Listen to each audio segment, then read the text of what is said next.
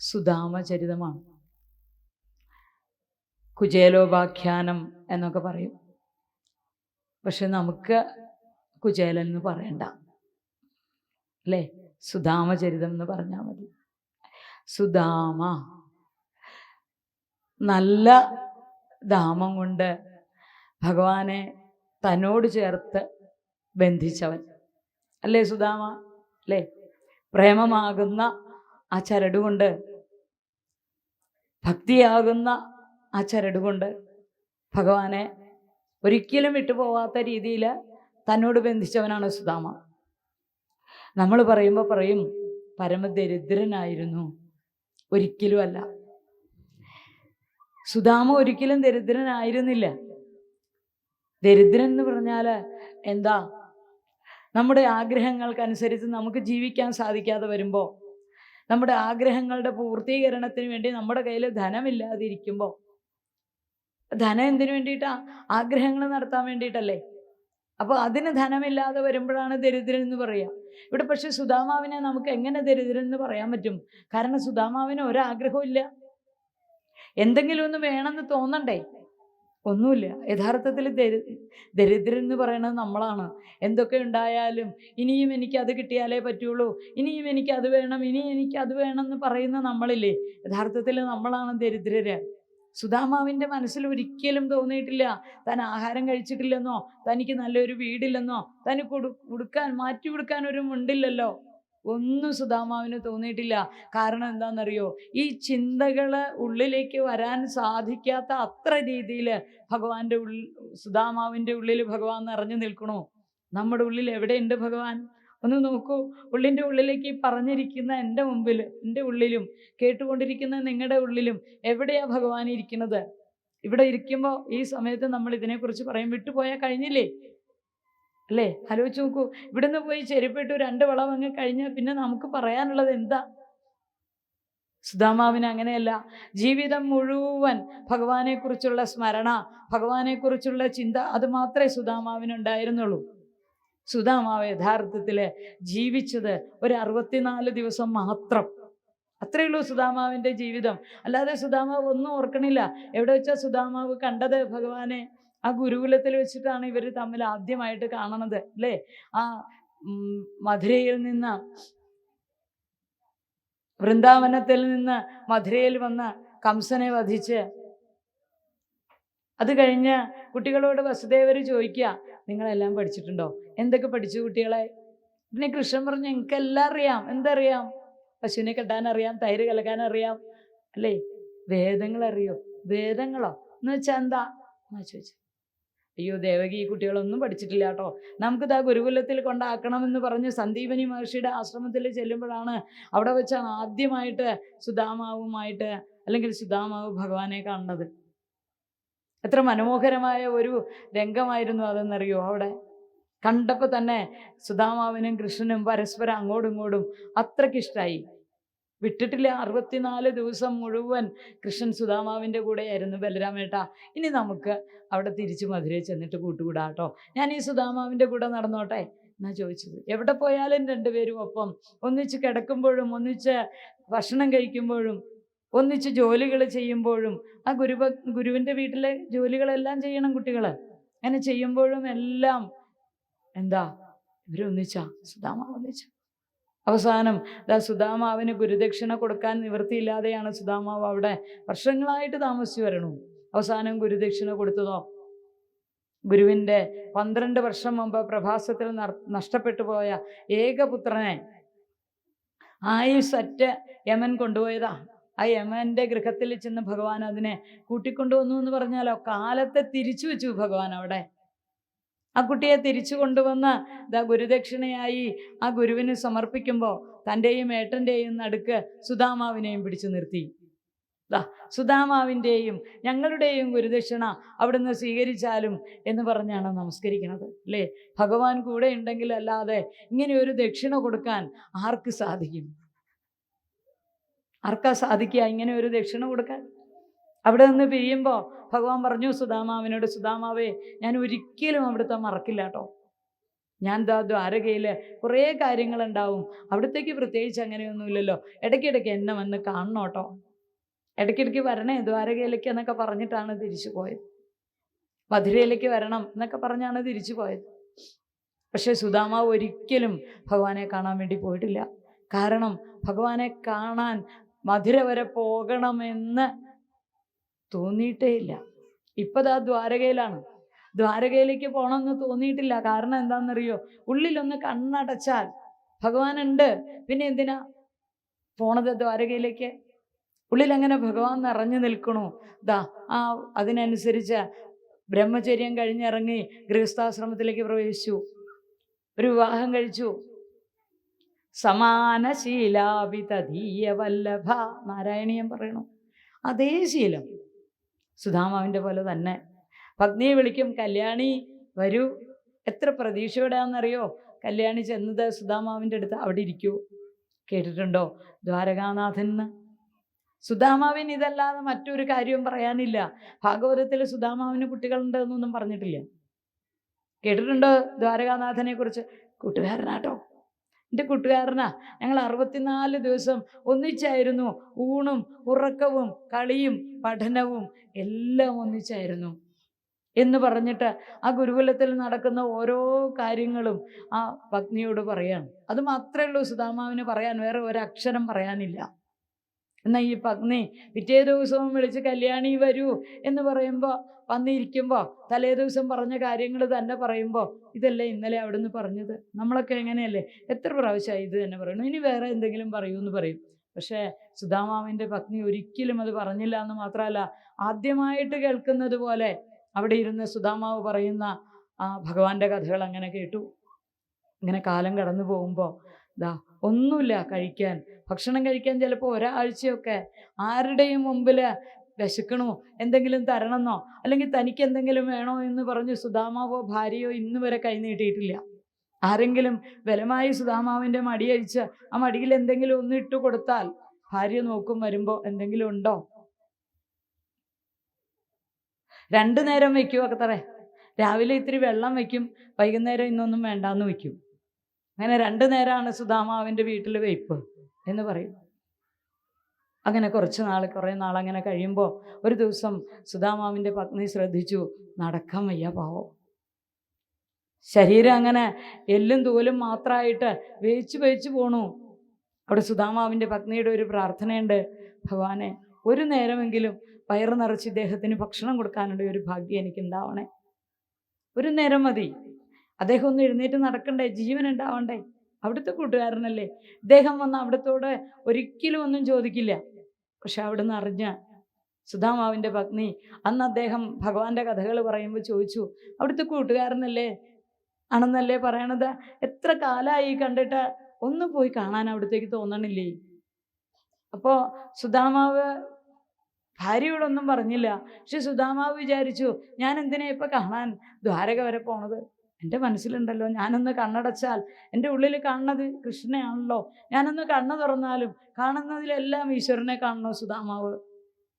അപ്പം എന്തിനാ ഇപ്പം പോണത് എന്ന് സുധാമാവ് വിചാരിച്ചു. പക്ഷേ പത്നി ആ സുധാമാവിൻ്റെ ആ അവശത കാണുമ്പോഴൊക്കെ പത്നി ഇടയ്ക്കിടയ്ക്ക് പറയും, ഒന്ന് പോണ്ടേ, ആ ദ്വാരകാനാഥനെ ഒന്ന് പോയി കാണാൻ അവിടത്തേക്ക് തോന്നണില്ലല്ലോ, എന്തേ ഒന്ന് പോവാത്തത്, ഒന്ന് പോകൂ.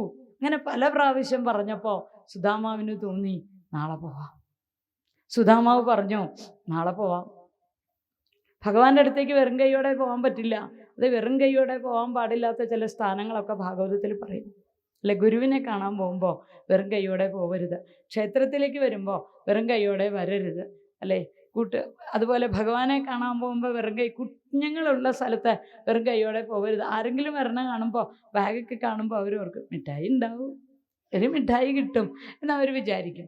അപ്പോൾ അതുകൊണ്ട് അങ്ങനെയുള്ള സ്ഥലങ്ങളിലൊക്കെ വെറും കൈയോടെ പോകരുതെന്നാണ്. അപ്പോൾ പത്നിയോട് ചോദിച്ചു, ഞാൻ നാളെ എന്തായാലും കൃഷ്ണനെ കാണാൻ പോവാ, എന്താ കൊടുത്തു വിടാനുള്ളത്? ഭഗവാന്റെ അടുത്ത് വെറുതെ ചെല്ലാൻ പറ്റുമോ? ഇല്ല എന്ന് പറഞ്ഞില്ല, തരാം എന്ന് പറയാതെ, തരാം. സന്തോഷമായി, പോവാന്ന് പറഞ്ഞല്ലോ, പോയി കാണാമെന്ന് സമ്മതിച്ചല്ലോ. കാരണം ഇദ്ദേഹം ഒന്നും ചോദിച്ചില്ലെങ്കിലും ഇദ്ദേഹത്തെ കാണുമ്പോൾ ഭഗവാന് മനസ്സിലാവും എങ്ങനെയാണ് ജീവിതം എന്ന്, അല്ലേ, കൊടുക്കും, വേണ്ടത് ചെയ്യും എന്നറിയാം. അതുകൊണ്ട് തന്നെ പത്നി പറഞ്ഞു, തരാം. അന്ന് ആദ്യമായിട്ട് ആ പത്നി പുറത്തിറങ്ങി അവിടെ ഒരു ബ്രാഹ്മണ ഗൃഹത്തിൽ ചെന്ന് ചോദിച്ചു അത്രേ, എൻ്റെ ഭർത്താവ് നാളെ ദ്വാരകാനാഥനെ കാണാൻ പോണു, കൊടുത്തുവിടാൻ എന്തെങ്കിലും. ദ്വാരകാനാഥന് വേണ്ടിയിട്ട് യാചിച്ചു എന്നാണ്. എനിക്ക് വിശക്കണോ, ഒന്നുമില്ലല്ലോ, എന്തെങ്കിലും തരുമോ എന്നല്ല ചോദിച്ചത്. പിന്നെയോ ആ ദ്വാരകാനാഥനെ കാണാൻ പോണു, എന്തെങ്കിലും ഒന്ന് കൊണ്ടുപോകാൻ. ഭഗവാന് വേണ്ടി യാചിച്ചാൽ ജീവിതത്തിൽ പിന്നെ യാചിക്കേണ്ടി വരില്ല എന്നാ പറയാ. ഭഗവാന് വേണ്ടി ഇപ്പൊ ഈ കാര്യത്തിന് വേണ്ടി നിങ്ങളോട് യാചിക്കണു, എന്തെങ്കിലും ചെയ്യൂ, സഹകരിക്കൂ പറ്റുന്നത് പോലെ എന്ന് പറഞ്ഞാൽ അവനവൻ്റെ ജീവിതത്തിൽ പിന്നെ യാചിക്കേണ്ടി വരില്ല എന്ന് പറയും. ഭഗവാന് വേണ്ടിയിട്ടല്ലേ, നമുക്ക് വേണ്ടിയിട്ടല്ലല്ലോ ചോദിക്കുന്നത്. അപ്പൊ അങ്ങനെ ആ ഒരു പിടി അവല് കിട്ടി, 4 പിടി അവല് അല്ലേ, അങ്ങനെയാ പറയുക. 4 പിടി അവല് കിട്ടി. ആ 4 പിടി അവല് കൊണ്ടുവന്നപ്പോൾ അതൊന്ന് പൊതിഞ്ഞു കൊടുത്തുവിടാൻ നല്ലൊരു വസ്ത്രമില്ല.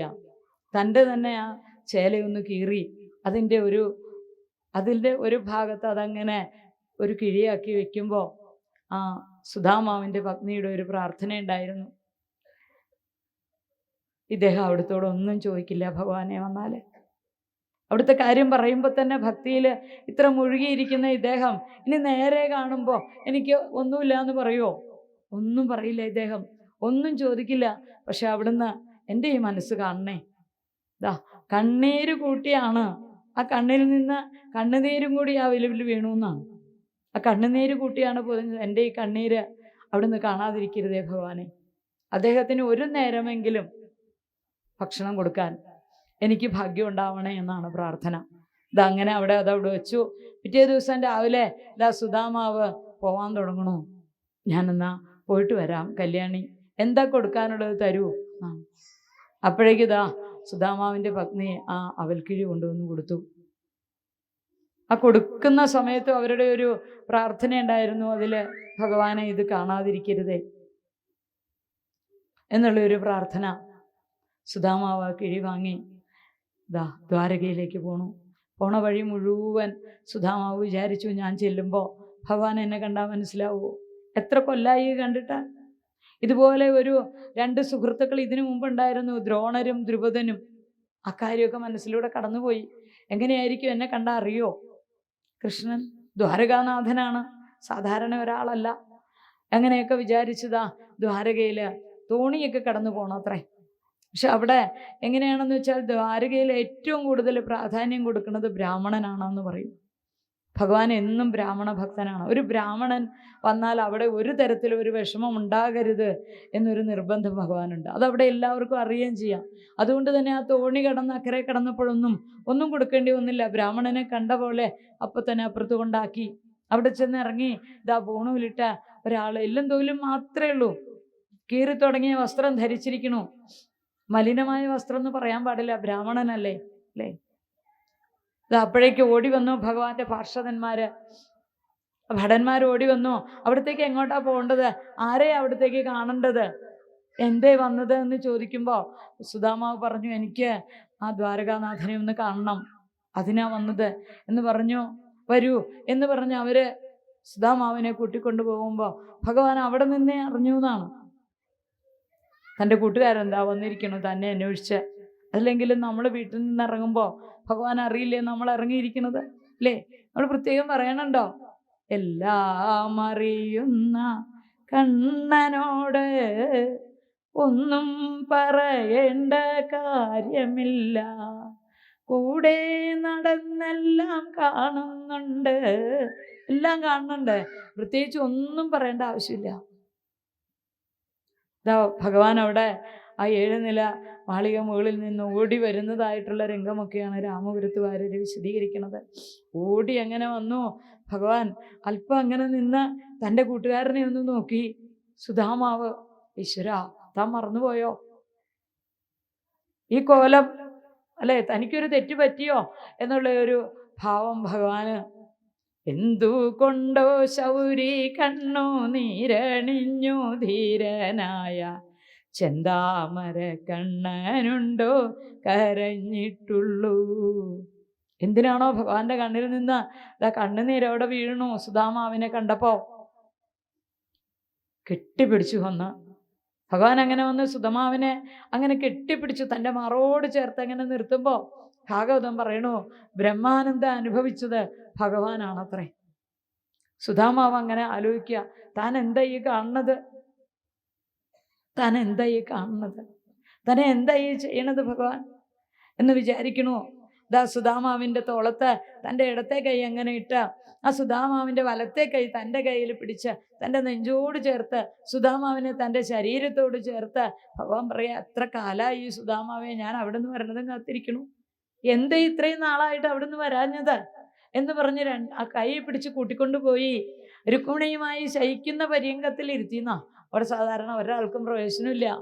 പക്ഷെ അവിടെ നിന്നിരുന്നവർ മുഴുവൻ ഭഗവാൻ ഇങ്ങനെ സുധാമാവിനെ കെട്ടിപ്പിടിക്കുന്നതും ഇതൊക്കെ കണ്ടപ്പോൾ അവരെല്ലാവരും വിചാരിച്ചു, ഇതാരാ ഇത്, എന്തു പുണ്യം ചെയ്തു ഈ മനുഷ്യൻ, എല്ലും തോലും മാത്രമായി ഇതാ കീറിയ വസ്ത്രത്തോടുകൂടി വന്നിരിക്കുന്ന ഇദ്ദേഹം, എന്തു പുണ്യം ചെയ്തു ഭഗവാൻ ഇത്ര സ്നേഹിക്കാൻ.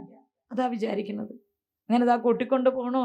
രുക്മിണിയുമായി ശയിക്കുന്ന ആ പര്യങ്കത്തിൽ ഇരുത്തി എല്ലാവരോടും പറഞ്ഞു, വന്നോളൂ കാണട്ടെ. എല്ലാവരും അവിടെ നിന്നോ. അവരുടെ മനസ്സിലെല്ലാ സംശയം, ഇത് എവിടെ വെച്ച് പരിചയപ്പെട്ടതാണ്, ഇത്രയ്ക്ക് ഭഗവാൻ അടുപ്പം തോന്നണമെങ്കിൽ ഇതാരാണ് എന്നുള്ള ചിന്ത.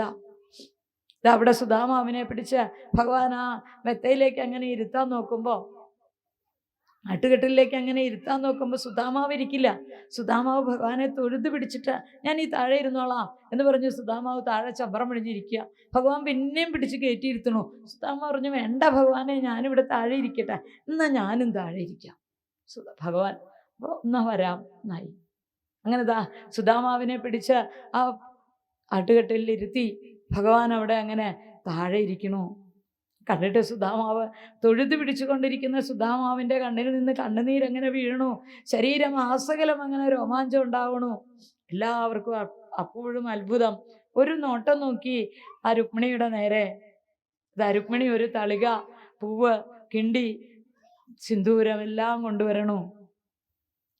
ആ തളികയിൽ സുധാമാവിൻ്റെ പാദം അങ്ങനെ എടുത്ത് ഭഗവാൻ വയ്ക്കുമ്പോൾ സുധാമാവിന് താനിപ്പോൾ എന്ത് ചെയ്യും എന്നുള്ളൊരു ഭാവ. ആനന്ദം കൊണ്ട് ആ കണ്ണുകൾ നിറഞ്ഞൊഴുകിയിട്ട് രുക്മിണിയുടെ നേരെ നോക്കി ഭഗവാൻ ഒന്ന് നോക്കിയതേ ഉള്ളൂ. വെള്ളമൊഴിഞ്ഞു ഭഗവതി വെള്ളമൊഴിച്ചു. സുധാമാവിൻ്റെ കാല് കഴുകിയത് ആരാ? ലക്ഷ്മി ദേവിയാ. അല്ലെ, ഇനി സുധാമാവിനിപ്പോൾ എന്താ വേണ്ടത്? ആ ജലമെടുത്ത് ഭഗവാൻ തൻ്റെ ശിരസിലും തളിച്ചു. അത് കഴിഞ്ഞ് അവിടെ നിന്നവരുടെ എല്ലാം ശിരസിൽ ഭഗവാൻ തളിച്ചു ആ ജലം. ഭഗവാൻ ഒരു നിമിഷം ഓർത്തു, രാജസൂയത്തിന് എൻ്റെ പാദം എല്ലാവരും പൂജിച്ചു, പക്ഷെ ഞാനൊരാളുടെ പാദം പൂജിക്കണ്ടേ? അല്ലേ, കുറച്ചു മുമ്പല്ലേ രാജസൂയത്തിന് ഇവിടെ നമ്മൾ ഭഗവാനെ പൂജിച്ചത്. അപ്പം എന്നെ എല്ലാവരും അഭിഷേകം ചെയ്തപ്പോൾ എനിക്ക് ആരെയെങ്കിലും അഭിഷേകം ചെയ്യണ്ടേ? ഇതുപോലെ ഭക്തനായ ഒരാളെ അല്ലാതെ ഞാനിനിയിപ്പോൾ ആരെ അഭിഷേകം ചെയ്യാം? ഇതവിടെ അങ്ങനെ എല്ലാവരുടെയും ശിരസിൽ ആ ജലം തളിച്ചു ഭഗവാൻ. സുധാമാവിൻ്റെ ഒപ്പം അവിടെ കയറിയിരുന്നു. സുധാമാവിനോട് ചോദിച്ചു, എന്തൊക്കെയുണ്ട് സുധാമാവേ വിശേഷം? സുധാമാവ് ഒരക്ഷരം മിണ്ടില്ല. വിവാഹം കഴിഞ്ഞില്ലേ? സുധാമാവ് തലയാട്ടി. ഭാര്യ എങ്ങനെയാ, സമാനശീലാണോ?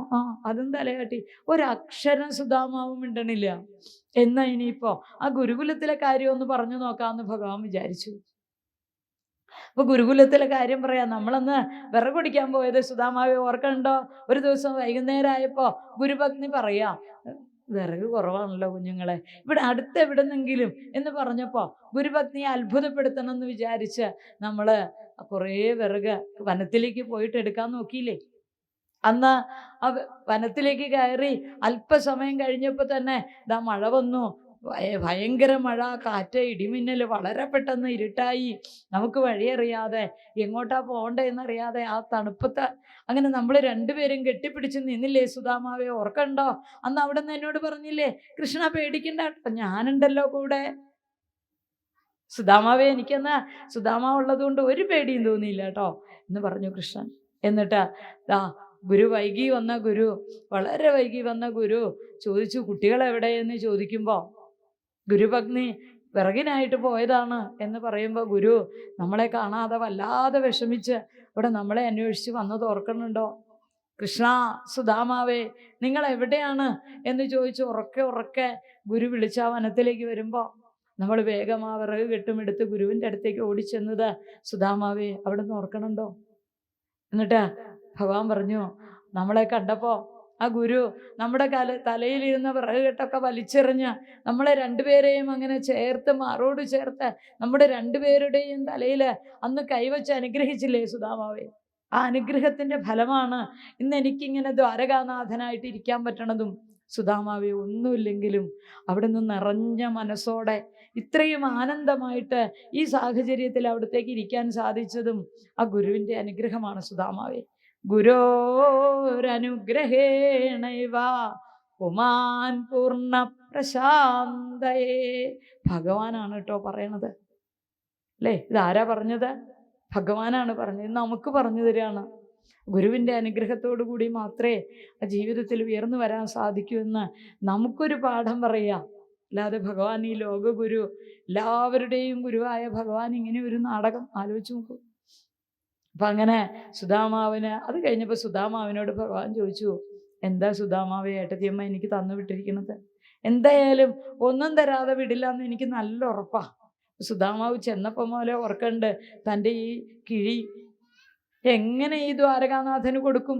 എത്ര ഐശ്വര്യം, മണിമാളികകൾ, അവിടെ ഒരു ചവറ് പോലും ഇല്ല ദ്വാരകയിലെ, അത്രയ്ക്ക് വൃത്തിയാക്കി ഇട്ടിരിക്കണു. എങ്ങനെ താൻ ഈ അവൽക്കിഴി ഇത്ര ഐശ്വര്യ സമ്പന്ന സമൃദ്ധനായിരിക്കുന്ന ഭഗവാന് കൊടുക്കും? ഇനിയിപ്പോൾ ഇതിവിടെ ഒന്ന് കളയാന്ന് വെച്ചാൽ അതിന് പറ്റിയ ഒരു സ്ഥലം അവിടെ കാണുന്നില്ല. അതെങ്ങനെയാ അവിടെ ഇടുക? അത് അവിടെ വൃത്തികേടാവും. അതാ സുധാമാവ് വിചാരിക്കണത്. എന്തായാലും ഭഗവാൻ എന്താ കൊണ്ടുവന്നിരിക്കണേന്ന് ചോദിച്ചപ്പോൾ സുധാമാവ് ഒന്നുകൂടി അമർത്തിപ്പിടിച്ച് കൊടുക്കണില്ല. നാണക്കേടല്ലേ എന്നുള്ള ഭാവത്തിൽ ഭഗവാന് പെട്ടെന്ന് മനസ്സിലായി. ഭഗവാൻ പറഞ്ഞു, സുധാമാവേ പണ്ടേ ഇങ്ങനെയാ, ഒരു സാധനം തരില്ല. അന്ന് ഓർക്കണ്ട, ഗുരുപത്നി നമ്മൾ വിറകുടിക്കാൻ പോയപ്പോൾ ഇത്തിരി കടല സുധാമാവിന് തന്നിട്ട് പറഞ്ഞില്ലേ രണ്ടുപേരും കൂടി കഴിക്കൂന്ന്. എന്നിട്ട് അവിടെ ചെന്ന് കാറ്റും മഴയൊക്കെ വന്ന് വല്ലാണ്ടായപ്പോൾ സുധാമാവ് ഇങ്ങനെ കിടും കിടും എന്ന് കേൾക്കാം ഭഗവാനെ. അപ്പോൾ ചോദിച്ചു, എന്താ സുധാമാവേ ശബ്ദം കേൾക്കണത്? അതേ, തണുത്തിട്ട് പല്ല് കൂട്ടിയിടിക്കണം അത്രേ. കടല തിന്നായിരുന്നു ആശാൻ. അപ്പം അന്ന് ഞാൻ മറന്നിട്ടില്ല കേട്ടോ സുധാമാവ്, ഇപ്പോഴും അത് തന്നെയാണ് കാട്ടണത്, ഇവിടെ തരൂ എന്ന് പറഞ്ഞിട്ട് ആ സുധാമാവിൻ്റെ കയ്യിൽ നിന്ന് ആ കിഴി അങ്ങനെ പിടിച്ചു വാങ്ങി. ഒരു നിമിഷം ആ കിഴി കയ്യിൽ പിടിച്ച് അവിടുത്തെ ആ കിഴിയിലേക്ക് അങ്ങനെ നോക്കുമ്പോൾ ആ സുധാമാവിൻ്റെ പത്നിയുടെ കണ്ണുനീര് ഭഗവാൻ അവിടെ കണ്ടു. ആ കണ്ണുനീരിൻ്റെ ഉപ്പുള്ളത് കൊണ്ടായിരുന്നോ ഭഗവാൻ അതിന് അത്ര സ്വാദ് തോന്നിയെന്നറിയില്ല. എന്തായാലും അതങ്ങനെ അഴിച്ചു. അതിൽ നിന്ന് അഴിച്ചു കണ്ടപ്പോഴേ ഭഗവാൻ പറയാ, ഹായ് അവല് എന്നുവെച്ചാൽ ജീവിതത്തിൽ ഇന്നോളം കണ്ടിട്ടില്ലാത്ത ഭാവാ. അതിൽ നിന്ന് ഒരു പിടി അങ്ങനെ വാരി വായിലേക്ക് ഇട്ടു. ചവച്ചുകൊണ്ട് രുക്മിണിയുടെ നേരെ നോക്കിയിട്ട് പറഞ്ഞു, ഈ പണ്ട് യശോദാമ്മ എനിക്ക് വേണ്ടി പ്രത്യേകം അവലിടിച്ചു തരുമായിരുന്നു. അന്ന് കഴിച്ചതാണ് ഇതുപോലെ സ്വാദുള്ള അവല്. പിന്നെ ഞാൻ അത് കഴിക്കണത് ഇപ്പോഴാണ് എന്ന് പറഞ്ഞിട്ട് രുക്മിണിയുടെ നേരെ നോക്കി. അല്ലേ, അങ്ങനെ ഒരു പിടി വാരി ഭഗവാൻ അത്ര സ്വാദാ. സുധാമാവ് അങ്ങനെ ഇരിക്കണു. എന്താ എൻ്റെ കൃഷ്ണ ഈ ലീല, അല്ലേ? ഈ അവലിന് എന്ത് സ്വാദ്! അവിടുന്ന് ഇത്രയും ഐശ്വര്യത്തിലെ സമൃദ്ധിയിലിരിക്കുമ്പോൾ അവിടത്തേക്ക് ഈ അവലിന് എന്ത് സ്വാദ്! അങ്ങനെ അവിടെ ഇരിക്കുമ്പോൾ രണ്ടാമതൊരു പിടിയും കൂടി ഭഗവാൻ അങ്ങനെ എടുത്തപ്പോൾ രുക്മിണി ഓടി വന്നു. ഭഗവാനോട് പതുക്കെ പറഞ്ഞു, സുധാമാവിനും സുധാമാവിൻ്റെ വംശത്തിനും വേണ്ടതെല്ലാം ആയി അവിടുന്ന് ആ ഒരു പിടി അവല് സ്വീകരിച്ചപ്പോൾ തന്നെ. ഇനി രണ്ടാമതൊരു പിടി അവിടുന്ന് കഴിച്ചാൽ അവിടെ ദാസിയായിട്ട് ഞാൻ പോയി എന്ന് നിൽക്കേണ്ടി വരും. എനിക്ക് അവിടുത്തെ പരിചരിക്കാൻ ഇവിടെ നിൽക്കണ്ടേ? അതുകൊണ്ട് മതി. ഉറക്കെ പറഞ്ഞു രുക്മിണി, ഇത്ര സ്വാദുണ്ട് അവലെന്ന് പറഞ്ഞിട്ട് ഒറ്റയ്ക്ക് തിന്നാ എങ്ങനെയാ? ഞങ്ങൾക്കൊക്കെ ഇത്തിരീശ വേണ്ടേ എന്നാണ്. അങ്ങനെ അവിടെ നിന്നവർക്കെല്ലാം അവല് കൊടുത്ത് സുധാമാവുമായിട്ടന്ന് വളരെ നേരം സംസാരിച്ചിരുന്നു. നല്ല പട്ടുവസ്ത്രങ്ങളൊക്കെ സുധാമാവിന് ഉടുക്കാൻ കൊടുത്തു. ഭഗവാൻ സ്വർണ്ണപാത്രങ്ങളിലാണത്രേ സുധാമാവിന് ഭക്ഷണം കൊടുത്തത്. വളരെ നേരം സംസാരിച്ചിരുന്ന തൂവല് പോലെ മൃദുലമായ മെത്തയിൽ സുധാമാവിനെ കിടത്തി. സുധാമാവിന് ഉറങ്ങാൻ പറ്റുമോ? കീറിയ ഒരു പായയിൽ വെറും നിലത്ത് കിടക്കുന്ന സുധാമാവിനെ എങ്ങനെ ആ മെത്തയിൽ കിടന്ന് ഉറങ്ങാൻ പറ്റും? അവിടെ കിടന്ന് സുധാമാവ് ഭഗവാന്റെ ആ തന്നോടുള്ള ആ സ്നേഹം, ഇതുപോലെ ഭക്തനെ സ്നേഹിക്കുന്ന ഒരാള് വേറെ ആരാ? ഭക്തന്റെ മനസ്സ് ഇതുപോലെ മനസ്സിലാക്കുന്ന വേറൊരാൾ ആരാണ് എന്നാണ് സുധാമാവ് ചിന്തിച്ചത്. വളരെ നേരത്തെ എഴുന്നേറ്റു, ഭഗവാനെ ചെന്ന് നമസ്കരിച്ചു. ഭഗവാനോട് പറഞ്ഞു, ഭഗവാനെ, എനിക്ക് അവിടെ പൂജയൊക്കെ ഉണ്ട് രാവിലെ എല്ലാ ദിവസവും ചെയ്യുന്ന, അപ്പോൾ ഞാനെന്നാ പോട്ടെ. അത് കേട്ടപ്പോൾ ഭഗവാൻ പോകണ്ടെന്ന് പറഞ്ഞില്ല. പൊക്കോളൂ. ഭഗവാന്റെ മനസ്സിലുണ്ട്, ഒരാൾ വഴിക്കണ്ണുമായിട്ട് കാത്തിരിക്കണു, എപ്പോഴാ വരിക എന്ന് വഴിക്കണ്ണുമായിട്ട് കാത്തിരിക്കുന്ന ഒരാൾ അവിടെ ഉണ്ട്. ഇവിടെ പിടിച്ചു നിർത്തിയാൽ ശരിയാവില്ല, പൊക്കോളൂ പറഞ്ഞു. അങ്ങനെ സുധാമാവ് അവിടെ നിന്ന് പതുക്കെ പുറത്തേക്ക് ഇറങ്ങി. ആ മുറിയിൽ നിന്ന് പുറത്തേക്ക് ഇറങ്ങി സുധാമാവ് വീണ്ടും തിരിച്ചു കയറി. ഭഗവാനെ, ഞാനൊരു കാര്യം ചോദിച്ചാൽ? ഭഗവാൻ പറഞ്ഞു, ചോദിച്ചോളൂ. അത് ഞാൻ ഇന്നലെ ഉടുത്തുകൊണ്ട് വന്ന ഞാൻ മുണ്ട്, ഇത് പറ്റണില്ല. ഭഗവാൻ ഒരു വിഷമവും തോന്നിയില്ല. ആ കീറി തുടങ്ങിയ ആ മുണ്ട് സുധാമാവിന് കൊടുത്തു. പട്ടുവസ്ത്രം അഴിച്ച് അവിടെ വെച്ച് സുധാമാവ് അവിടെ നിന്ന് യാത്രയായി. എങ്ങനെയാണോ ഇന്നലെ അങ്ങോട്ട് പോയത് അതുപോലെ സുധാമാവിൻ്റെ ശരീരം തിരിച്ചു വരണു. പക്ഷെ സുധാമാവിന് വേറൊന്ന് കിട്ടി. എന്താ കിട്ടിയ സുധാമാവിനെന്നറിയോ? സുധാമാവിന് ഭഗവാനെ തന്നെ കിട്ടി. ഇന്ന് വരെ ഒരു 64 ദിവസമാണ് ആ ജീവിതത്തിൽ ഉണ്ടായിരുന്നതെങ്കിൽ ഇന്ന് 65ാമതൊരു ദിവസം കൂടി ഭഗവാൻ സുധാമാവിന് സമ്മാനിച്ചു. മരിക്കുമ്പോഴും മറക്കാൻ പറ്റാത്ത ഒരു ദിവസം, അതുപോലെ ഒരു ദിവസം, അല്ലെങ്കിൽ തന്നെ സുധാമാവിന് ഭഗവാൻ കൊടുത്തു. സുധാമാവ് അങ്ങനെ പോരുകയാണ് തിരിച്ച്. ആലോചിച്ചു, എന്ത് ചെന്ന് പറയും പത്നിയോട്? ഒന്നും പറയാൻ തോന്നിയില്ലല്ലോ. ഭഗവാന്റെ സൽക്കാരത്തിൽ മതി മറന്നിരുന്ന ഞാൻ, പറഞ്ഞില്ലതൊന്നും ദേവൻ അറിഞ്ഞുമില്ല. ഒന്നും അറിഞ്ഞില്ല കണ്ണൻ. സുധാമാവിന് തോന്നി, നന്നായി. കാരണം എന്തെങ്കിലുമൊക്കെ ഇന്ന് എൻ്റെ കയ്യിൽ തന്നു വിട്ടിരുന്നുവെങ്കിൽ ഞാൻ അതിലേക്കൊക്കെ ഇടയ്ക്കൊന്ന് നോക്കിയേനെ.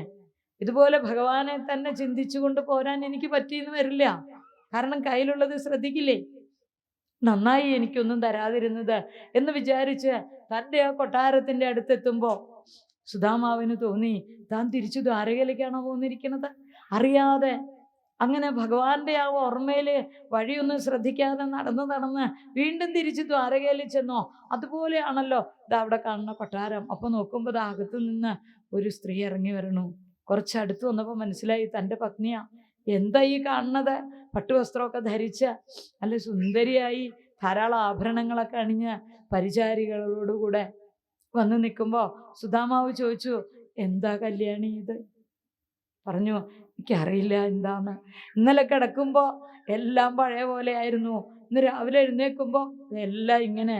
എനിക്ക് അറിഞ്ഞൂടാ. സുധാമാവിനെ ഒന്ന് കെട്ടിപ്പിടിക്കണമെന്ന് തോന്നിയത്രേ സുധാമാവിൻ്റെ പത്നിക്ക്. ഒന്ന് ചെന്ന് അദ്ദേഹത്തെ ഒന്ന് കെട്ടിപ്പിടിക്കണം. എന്താ കാരണം? ഇന്നലെ മുഴുവൻ ഭഗവാന്റെ കൂടെ ഇരുന്നതല്ലേ. ആ ഭഗവാൻ ഈ ദേഹത്തിൽ കെട്ടിപ്പിടിച്ചിട്ടുണ്ടാവും. ആ ഭഗവാന്റെ സ്പർശമേറ്റ ആ ശരീരം, തനിക്ക് ആ ഭഗവാനെ ഒന്ന് തൊടാനുള്ള ഭാഗ്യമില്ല, തനിക്ക് ആ ഭഗവാനെ ഒന്ന് ആലിംഗനം ചെയ്യാനുള്ള ഭാഗ്യമില്ല. പക്ഷേ ഭഗവാൻ ആലിംഗനം ചെയ്ത തൻ്റെ ആ ഭർത്താവിനെ ഒന്ന് ആലിംഗനം ചെയ്യുമ്പോൾ തനിക്ക് ആ സ്പർശം ഒന്ന് അനുഭവിക്കാനുള്ള ഒരു ഭാഗ്യം. അതാണ് വലിയ കൊട്ടാരം, എല്ലാവിധ സൗകര്യങ്ങളും. സുധാമാവ് അതിൻ്റെ ഉള്ളിലേക്ക് പ്രവേശിച്ചു. സുധാമാവ് അതിൻ്റെ ഉള്ളിൽ നോക്കി, ഭഗവാനെ, ഞാനിനി ഇതിലിരിക്കണം എന്നാണോ അവിടുന്ന് ആഗ്രഹിക്കുന്നത്? എന്നാ ഇനി ഇതിലിരുന്നേക്കാം. അത്രയേ ഉള്ളൂ സുധാമാവിന്. അല്ലാണ്ട് അതൊന്നും സുധാമാവിൻ്റെ മനസ്സിനെ ബാധിച്ചില്ല. താൻ പണ്ട് ആ കുടിലില് എങ്ങനെയാണോ ജീവിച്ചത് ആ മനസ്സൊരല്പം പോലും മാറാതെ ഇവിടെ സുധാമാവ് ആ കൊട്ടാരത്തിൽ താമസിക്കുന്നു. അങ്ങനെയാണ്, ഒട്ടും മാറിയില്ല. സുധാമാവിനൊരു പ്രാർത്ഥന മാത്രം, തസ്യൈവ മേ സൗഹൃദ സഖ്യ മൈത്രീ ദാസ്യം പുനർ ജന്മനി സ്യാൽ മഹാനുഭാവേന ഗുണാലയേന വിഷജ്ജരസ്ഥൽ പുരുഷ പ്രസംഗ.